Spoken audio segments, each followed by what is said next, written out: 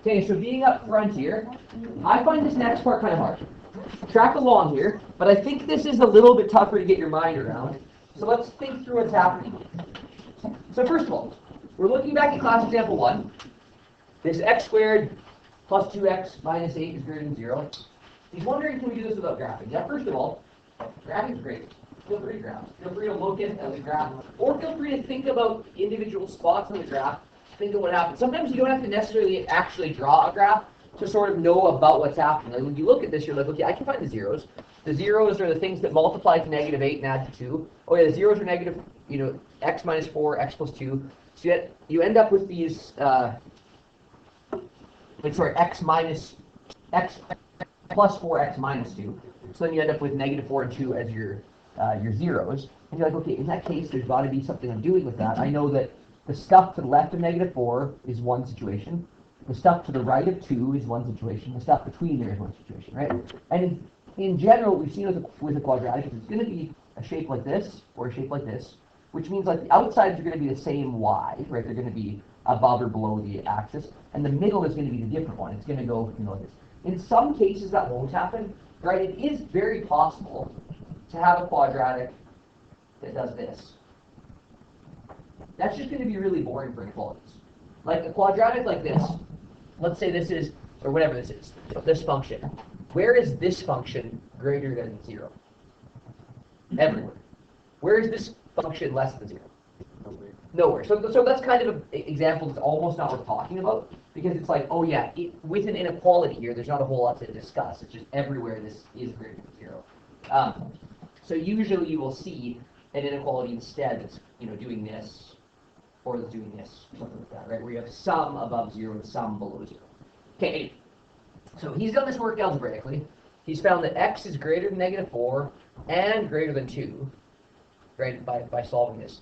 He concluded that the solution was x is greater than 2. Now let's go back and think. We already knew there were zeros at negative 4 and at 2.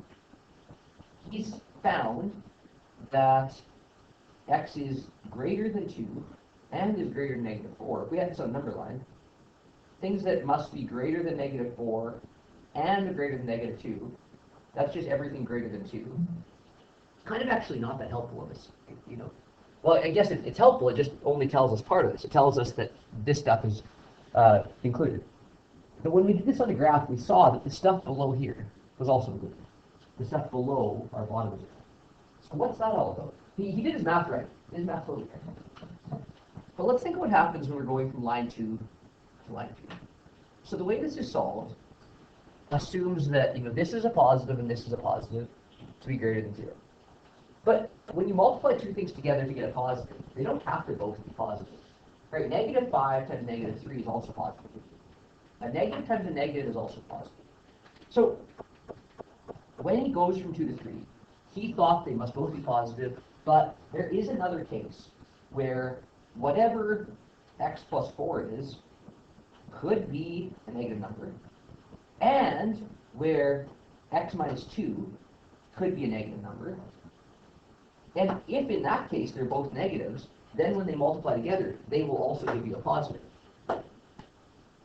So we already have that this thing was positive, this thing was positive, greater than 0.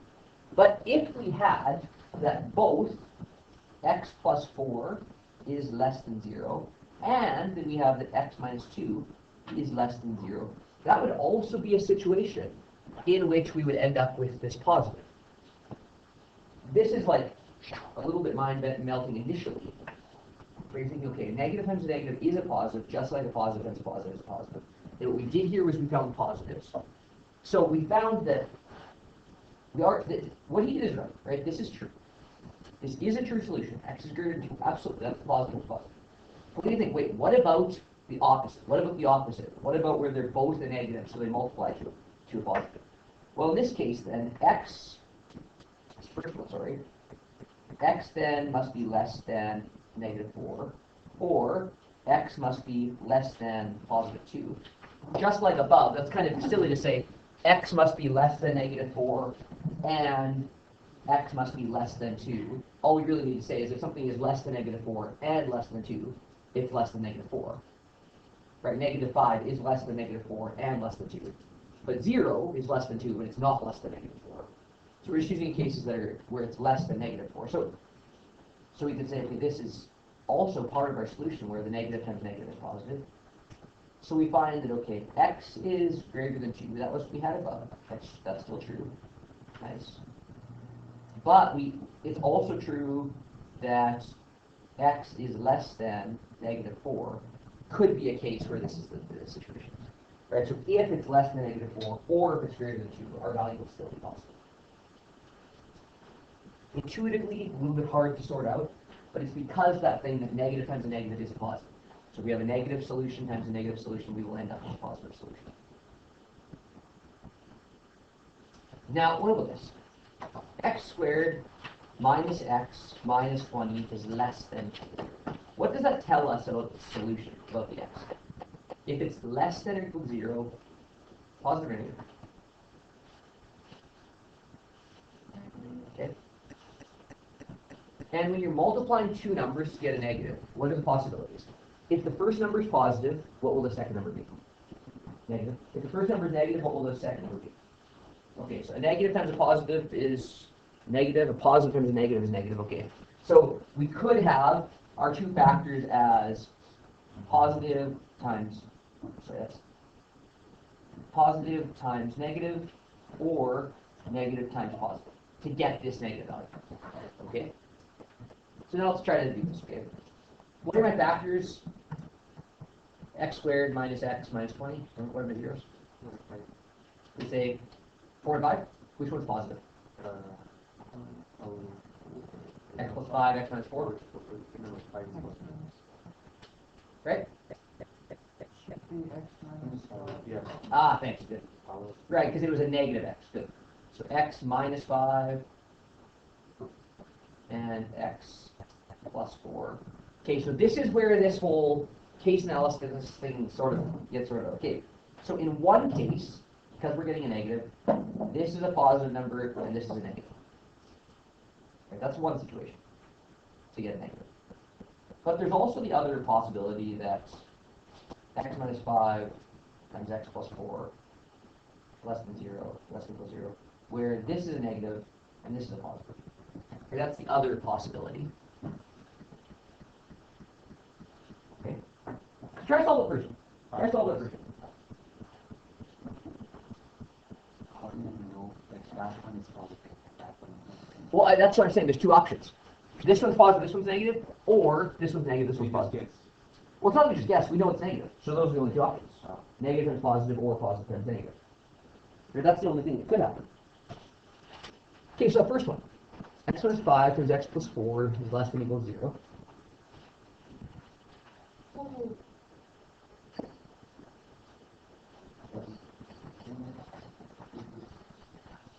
So basically, first one is solve this normally and what would happen.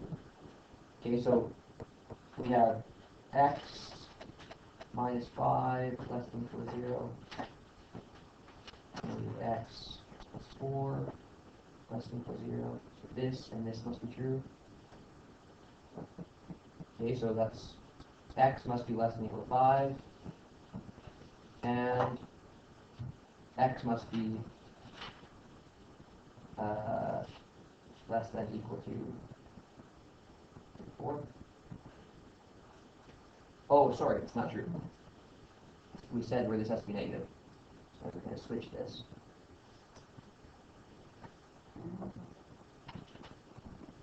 And x is greater than or equal to 4. Okay, that's the situation. So the stuff between 5 and negative 4.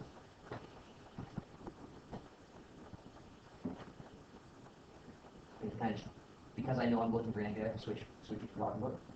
In this other situation, it's now it's x minus 5 is greater than or equal to 0, and x plus 4 less than or equal to 0.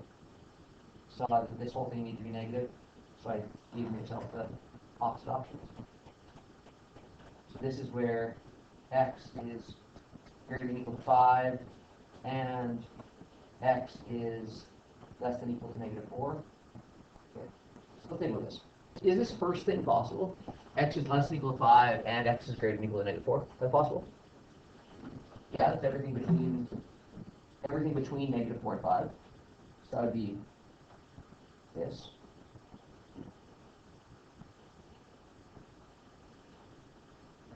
Let's talk about this. Seems reasonable. If we think about this graph, all the stuff where it's less than 0, because remember, we said we're doing this other graph, but we wouldn't have to.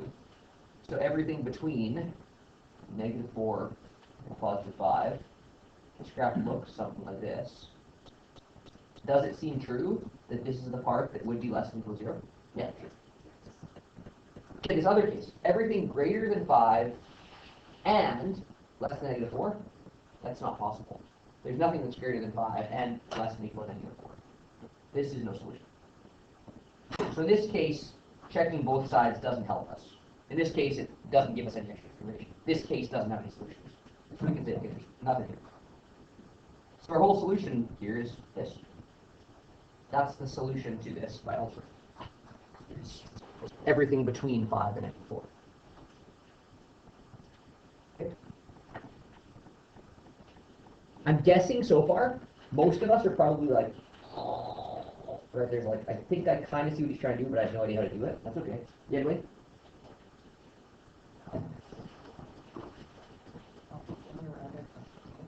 Oh, yes, for sure. That's how you would write it. Yeah, usually, Dwayne is recognizing, the way we usually write this is negative 4 less than or equal to x less than or equal to 5. Yeah, that's usually how you write this. Good enough. Yeah. That's generally the notationally used, but it's worth recognizing that these two things are the same, right? This or this are the same. So, what the case analysis really means is thinking through if the inequality is greater than or equal to 0, if the inequality is less than or equal to 0. Basically, we've just looked at the two kind of possible examples.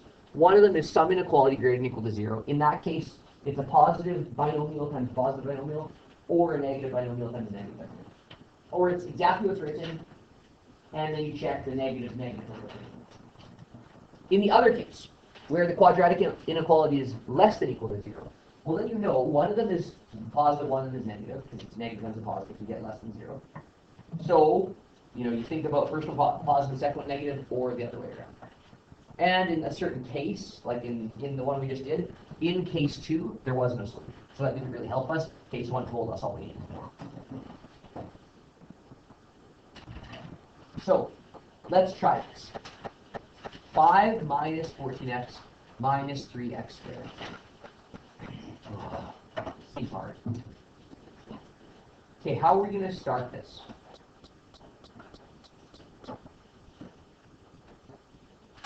Yeah, let's do that. Good idea. Factoring gives us our zeros. Yeah, great plan. So let's just go back to like f of x or whatever is 0, and we'll say that's negative 3x squared minus 14x plus 5. Right? We generally write the notation as a, then b, then c, and I think that's in general at least true. So if that's the case, I'm looking for something times something. It's negative 15. And then adds to give me negative 14. Negative 15 and 1, I think. Okay? So negative 3x squared minus 14x, minus 15x, 15 and 1. Plus x plus 5. Okay? So I'm trying to factor by grouping. Negative 3x times x plus 5. Plus 1 of x plus 5. You don't have to write that, but as I've said before, I find this makes us less likely to miss that we are factoring x plus 5 and left with 1. So I usually write that 1 in to kind of remind myself there is one of these. So this is x plus 5 times negative 3x plus 1. Okay, and that would be with zeros. So my 0 points are x is equal to negative 5, or x is equal to, well, minus 1, net divided by 3, x is equal to 1 over 3.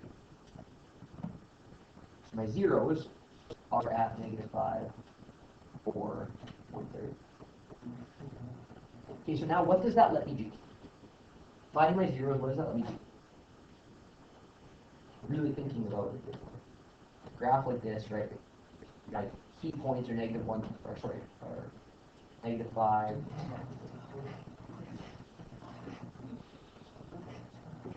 And now here's another thing to think about here. This actually really helps me in this, is because I kind of get mixed up with the whole, like, okay, do I go both sides? How do I remember plus, minus, minus? I know that this is greater than 0, so it either needs to be a positive binomial if that is a positive binomial, or a negative binomial if it's a negative binomial. I know that, but I still kind of find it hard to think through. So I thought, okay, I also know this is a quadratic with a negative a value, which means it's, upside down. It's a hill. It's not a valley. So if it's a hill, I already know it's going to look something like this. So I know the stuff that's above 0 is going to be this part in the middle. So I've kind of already got, oh, okay, I know. I do know what it is. Now I'll do this case analysis to check that. But I do already know where I'm going, right? Just by thinking about, I know this quadratic. I've seen stuff like this lots of times. I don't know exactly the points on it, but I know the stuff that's in between is the part that's above 0. So let's just see if that's what gets shown up. So in case 1, where we have a positive times a positive, or where we have x plus 5 times -3x plus 1 is greater than or equal to 0. That's where we have this times this. Right, so where we end up with exactly our x is greater than or equal to -5, and x is less, or is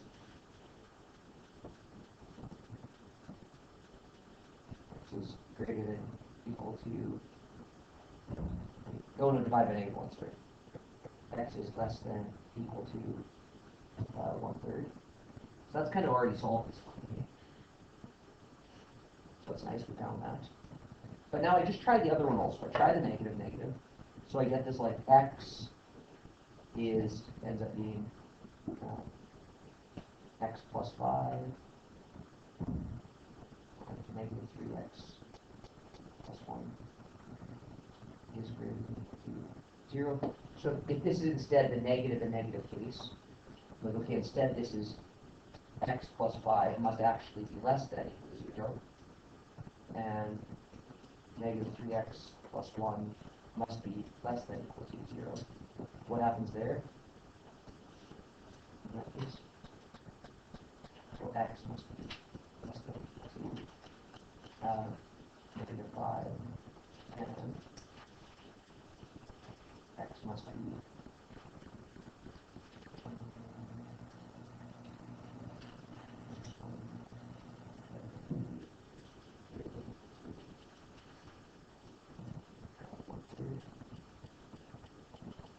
And is it possible for something to be both less than or equal to -5 and greater than 1/3?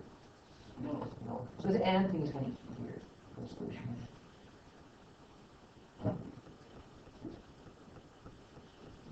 So in this case, the and thing tells me this can't be possible.